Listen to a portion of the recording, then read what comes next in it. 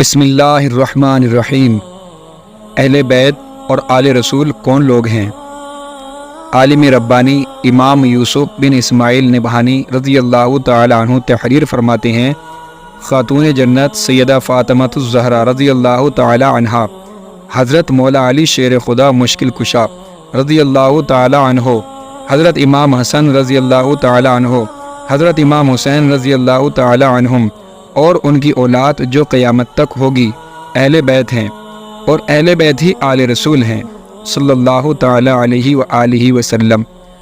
اور بعض نے کہا کہ وہ آپ کی امت ہیں جو ایمان لائے، اور یہ نقل تواتر سے ثابت ہے۔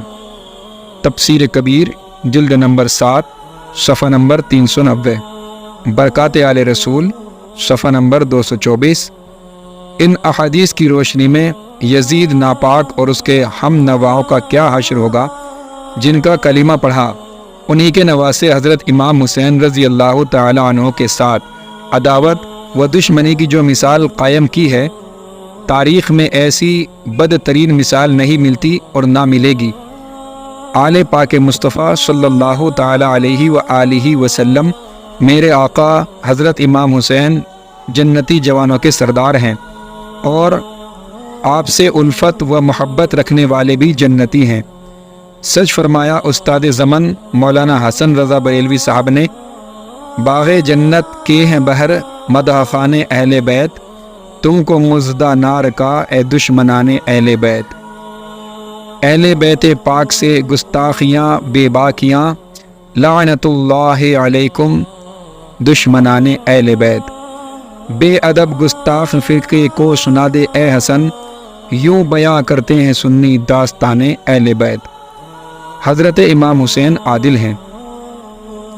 عاشق مدینہ حضرت شیخ عبدالحق محدث دہلوی رضی اللہ تعالی عنہ تحریر فرماتے ہیں، جو لوگ کہتے ہیں کہ یزید امیر المؤمنین تھے اور امیر کی اتباع یعنی پیروی لازم ہوتی ہے، اور امام حسین رضی اللہ تعالی عنہ نے امیر المؤمنین یزید کی بیعت سے انکار کیا اور بغاوت کر کے گناہ کیا، معاذ اللہ تعالی، ان جاہل بے دین یزیدیوں میں کچھ بھی علم نہیں کہ اس امیر کی اتباع و پیروی لازم ہوتی ہے جو نیک و صالح اور ایماندار ہو، اور یزید پلیت وہ شخص ہے جس کو تمام بزرگوں نے بالاتفاق گندا، کمینہ، شرابی، زانی اور ناپاک کہا، اور بعض بزرگوں نے اسے کافر بھی لکھا ہے۔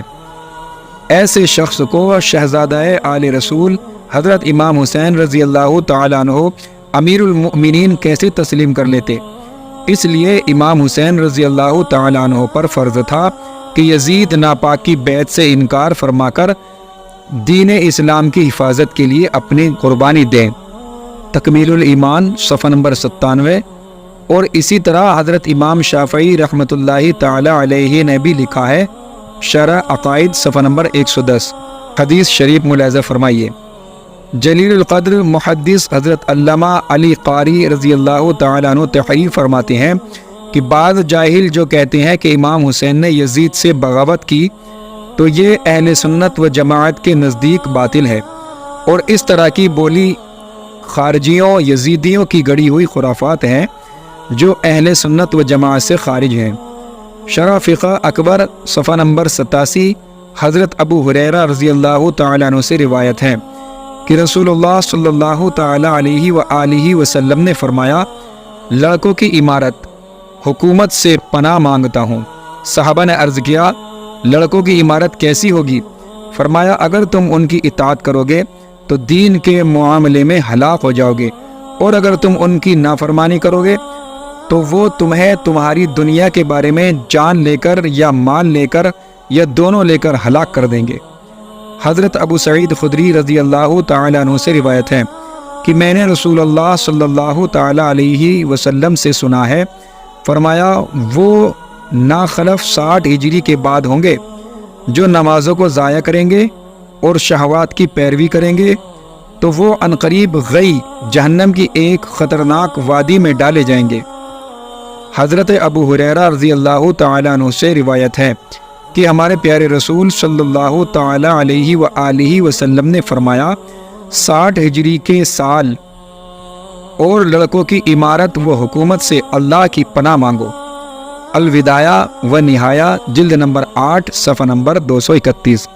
ان احادیث سے واضح طور پر ثابت ہو گیا کہ ان بد عقل اور ظالم لڑکوں کی حکومت و عمارت سن 60 ہجری سے شروع ہوگی، اور یزید ناپاک سن 60 ہجری ہی میں ہی تخت نشین ہوا، اور ان آوارہ لڑکوں کی حکومت و عمارت کا یہ عالم ہوگا کہ جو شخص ان کی اطاعت و فرما برداری کرے گا اس کا دین تباہ و برباد ہو جائے گا، اور جو شخص ان کی اطاعت نہیں کرے گا تو اس کے جان و مال کی تباہی ہوگی۔ حضرت کعب بن عزرہ رضی اللہ تعالیٰ عنہ سے روایت ہے کہ رسول اللہ صلی اللہ تعالیٰ علیہ وآلہ وسلم نے مجھ سے فرمایا، اے کعب بن عزرہ، میں تم کو بے عقلوں کی حکومت سے اللہ کی پناہ میں دیتا ہوں۔ میں نے عرض کیا، یا رسول اللہ صلی اللہ تعالیٰ علیہ وسلم، وہ بے عقلوں کی حکومت کیا ہے؟ فرمایا، عنقریب ایسے ایسے عمرہ حاکم ہوں گے کہ بات کریں گے تو جھوٹ بولیں گے اور عمل کریں گے تو ظلم کریں گے، پس جو ان کے پاس آ کر ان کے جھوٹ کی تصدیق کرے گا اور ان کے ظلم پر ان کی مدد کرے گا تو وہ شخص مجھ سے نہیں اور میں اس سے نہیں۔ اور پھر یہ فرمایا، اور نہ وہ شخص کل قیامت کے دن میرے حوض کوثر پر آ سکے گا۔ حضرت کعب بن عزرہ رضی اللہ تعالیٰ عنہ کی روایت کردہ حدیث شریف سے صاف طور پر ثابت ہو گیا کہ ظالم اور جھوٹے امیر و حاکم کی اطاعت و پیروی کرنے سے محبوب خدا رسول اللہ صلی اللہ تعالیٰ علیہ وآلہ وسلم نے منع فرمایا ہے، اور یزید ناپاک کی بد کرداریاں اور اس کا جھوٹ و ظلم ظاہر ہو چکا تھا، جس کی وجہ سے شہزادہ رسول صلی اللہ تعالیٰ علیہ وآلہ وسلم کے لیے اس کی بیعت و اطاعت سے انکار فرض تھا، اور یہ بھی معلوم تھا کہ یزید ناپاک کی بیعت سے انکار کا نتیجہ آسان نہ ہوگا، اور اس انکار کے نتیجے میں عدل و انصاف کے بادشاہ نے اپنے بچے، بھتیجے، بھانجے، گھر، کنبہ، احباب سب کو قربان کر دیا اور خود بھی قربان ہو گئے، لیکن امت کا سودا نہیں کیا، بلکہ یزید ناپاک کی خباثت و پلیدی سے امت کو بچا لیا، اور عدل و انصاف کا پرچم بلند فرمایا، اور ثابت کر دیا کہ یزید ناپاک و ظالم ہے، امیر المؤمنین نہیں ہے۔ کتب احادیث میں سب سے مستند کتاب صحیح بخاری شریف میں ایک باب ہے۔ نبی صلی اللہ تعالی علیہ وآلہ وسلم کا قول ہے کہ میری امت کی ہلاکت بے عقل آوارہ لڑکوں کے ہاتھ سے ہوگی، اور اسی باب میں یہ حدیث ہے۔ حضرت ابو ہریرہ رضی اللہ تعالیٰ عنہ سے روایت ہے کہ ہمارے پیارے رسول، پیارے مصطفیٰ صلی اللہ تعالیٰ علیہ وآلہ وسلم نے فرمایا کہ میری امت کی ہلاکت قریش کے چند آوارہ لڑکوں کے ہاتھوں سے ہوگی۔ تو یہ سن کر مروان نے کہا، ان لڑکوں پر اللہ کی لعنت ہو۔ تو ابو ہریرہ رضی اللہ تعالیٰ عنہ نے فرمایا، اگر میں چاہوں تو بتا دوں کہ فلاں ابن فلاں اور فلاں ابن فلاں ہے۔ بخاری شریف جلد نمبر 2 صفحہ نمبر 1046۔ اسی حدیث بخاری کی شرح میں جلیل القدر محدث علامہ حافظ امام ابن حجر عسقلانی رضی اللہ تعالیٰ عنہ فرماتے ہیں، ترجمہ حدیث، میں کہتا ہوں صبی اور غلیم لڑکا کا لفظ تصغیر کے ساتھ اس پر بھی بولا جاتا ہے جو عقل و تدبیر اور دین میں کمزور اور ضعیف ہو، اگرچہ وہ جوان ہو، اور یہاں یہی مراد ہے، کیونکہ خلفاء بنو امیہ میں کوئی ایسا نہ تھا جو عمر کے لحاظ سے نابالغ ہوتا۔ شرح بخاری فتح الباری جلد نمبر 13 صفحہ نمبر 7۔ یزید ناپاک کے حامیوں سے سوال ہے، قریش کے وہ چند لڑکے جنہوں نے امت کے اتفاق و اتحاد کا شیرازہ بکھیر کر رکھ دیا اور امت کی ہلاکت و بربادی کا سبب بنے، وہ آوارہ لڑکے کون تھے؟ جن کی حکومت تھی؟ اگر معلوم نہیں ہے تو یزید کی طرفداری سے توبہ کر لو اور غیب کی خبر بتانے والے رسول صلی اللہ تعالی علیہ وآلہ وسلم کا فرمان ملاحظہ کرو۔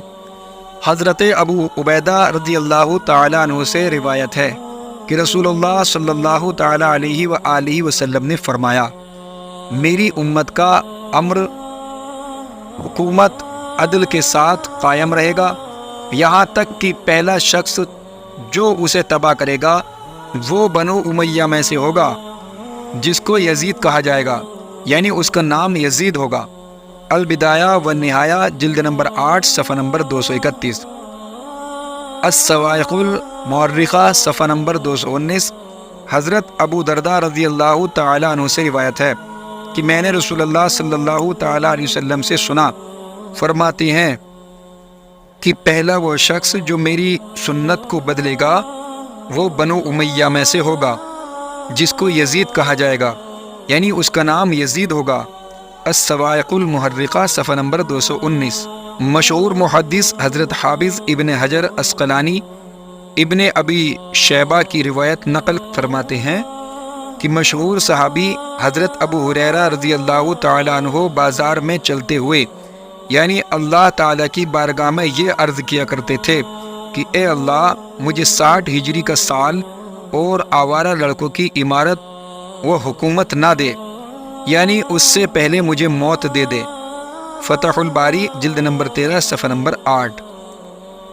علامہ ابن حجر مکی رضی اللہ تعالیٰ عنہ تحریر فرماتے ہیں کہ سن 60 ہجری میں آوارہ لڑکوں کی حکومت سے پناہ مانگنے کا حکم رسول اللہ صلی اللہ تعالیٰ علیہ وآلہ وسلم نے دیا تھا، اور حضرت ابو ہریرہ رضی اللہ تعالیٰ عنہ کو معلوم تھا، اسی لیے وہ دعا کیا کرتے تھے کہ یا اللہ، میں سن 60 ہجری کی ابتدا اور آوارہ لڑکوں کی حکومت سے تیری پناہ مانگتا ہوں۔ اللہ تعالیٰ نے ان کی دعا قبول فرمائی اور ان کو سن 59 ہجری میں اس دار فانی سے ملکی جاویدانی کا سفر عطا فرمایا۔ ایسے ہی مستند اور جامع حوالے کے ساتھ تاریخ اسلام اور بزرگان دین اور انبیاء کرام کی قصے یعنی اسٹوری سننے کے لیے ہمارے چینل کو سبسکرائب کریں، بیل آئیکن دبائیں نیو ویڈیو کے لیے۔ اسی کے ساتھ اپنا خیال رکھیں، ہمیں دعا میں یاد رکھیں۔ اللہ حافظ۔